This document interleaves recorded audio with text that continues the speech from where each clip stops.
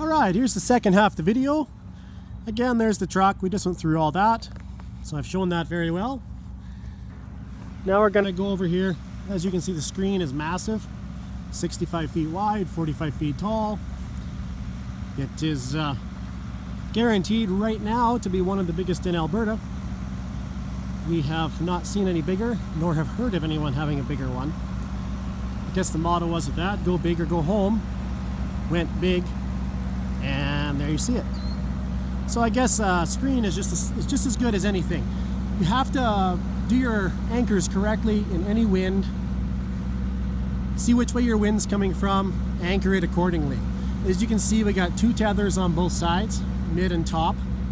And then on the front and the back, as you will see, I've anchored with ratchet straps actually.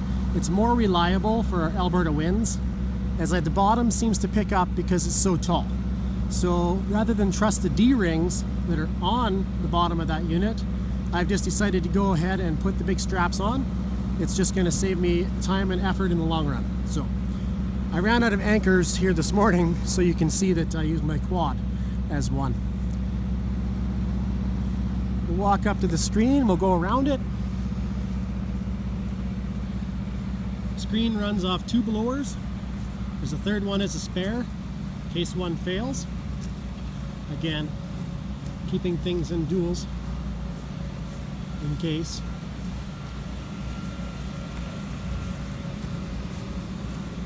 Anchors are screwed in. Straps.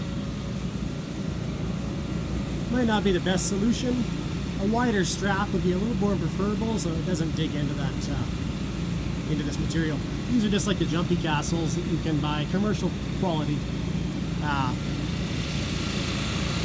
And then the shoe and saddle companies can repair it if need be. So as you can see, there's two blowers running. And right now I'm just running a separate generator for the blowers, as it was just more convenient this morning than running cords all over the place to run from the big generator that runs the truck. So the screen is built very well.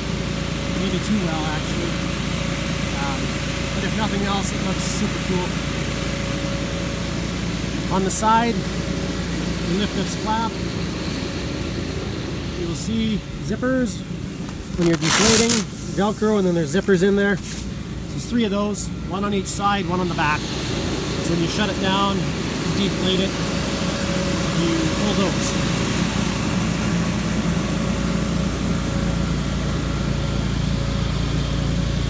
There's tethers back here on the D-rings, all four legs. Today I didn't bother using the two middle ones, I did use the ends.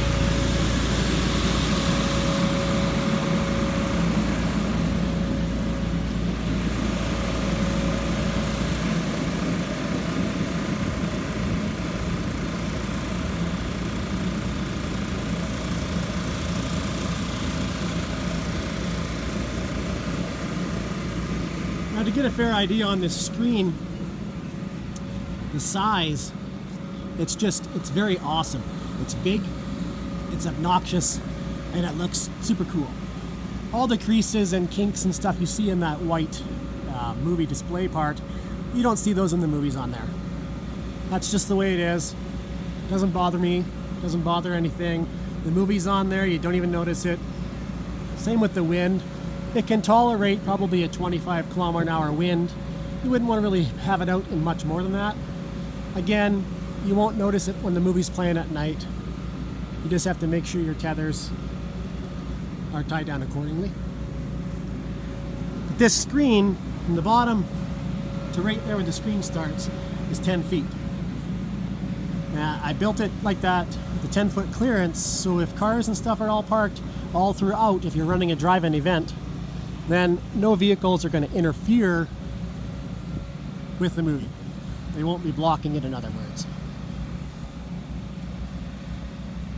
And I could keep backing up the whole field here. It's just massive.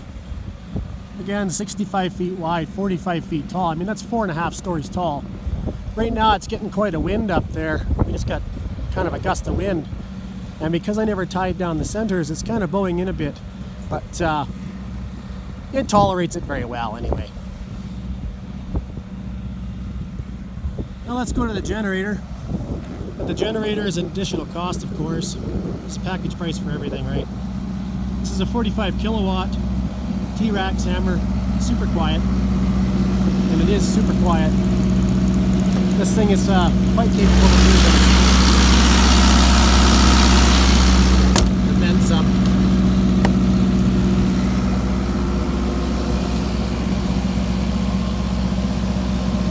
Just to set it out here. This powers the truck, and powers that if you want it to. It could power, you know, half a city. It's pretty large. You're going to require a 10 kilowatt to do all the work.